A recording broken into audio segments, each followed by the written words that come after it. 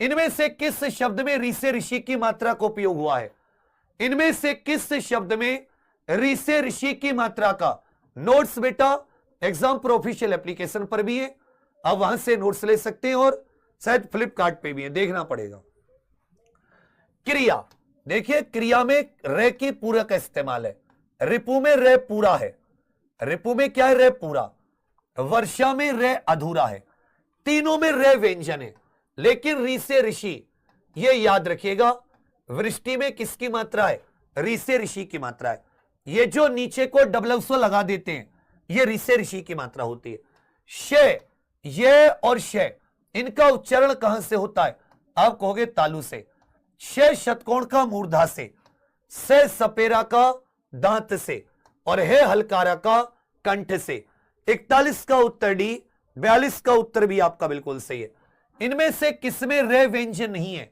इनमें से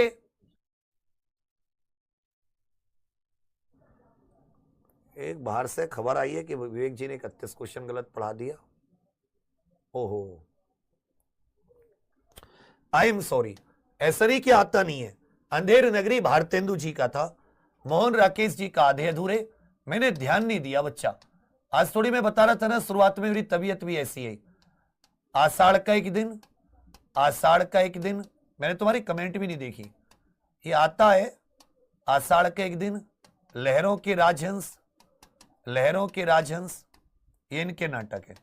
अंधेर नगरी, ये सब भारतेंदु हरिश्चंद्र जी के हैं। ये गड़बड़ हो गई, ये तो मीम बन जाएगी इसके ऊपर। चलो कोई बात नहीं, हो जाता है। जब आप चलते हैं कुछ, सॉरी उसके लिए। इनमें से किसमें रे व्यंजन नहीं है? इनमें से किसमें रे व्यंजन नहीं है? मात्र में भी है, इसमें भी है। ये जो मात्रा होती है, ये री से ऋषि की होती है। क्लियर है? संज्ञा का भेद नहीं होता, व्यक्तिवाचक, जातिवाचक, भाववाचक, समूह या समुदायवाचक और द्रव्यवाचक, ये 5 भेद होते हैं। निजवाचक सर्वनाम होता है। निजवाचक क्या होता है? आप कहोगे बड़े भैया सर्वनाम होता है। 43 का डी, 44 का सी। इनमें से कौन सा शब्द पुल्लिंग है और सदा ही बहुवचन में प्रयुक्त होने वाला? जो सदैव बहुवचन में प्रयुक्त होता है, जो सदैव बहुवचन, परिवर्तन का टाइम टेबल बता चुका हूं, एक बार वहां पे जाके इवेंट देख लो। 2 कोर्स कल से शुरू हो रहे, 4 परसों से और 4 और 7 बजे से यूपी कांस्टेबल वालों। वचन हानि, वचन दिया गया, प्यास लगी, बचत हुई, हानि हुई, तो याद रखिएगा ये जो वचन है पुल्लिंग है। आपको पता है हस्ताक्षर, दर्शन, ये सारे के सारे क्या होते हैं? सदा बहुवचन होते हैं। 45 का ए, 40 का सी।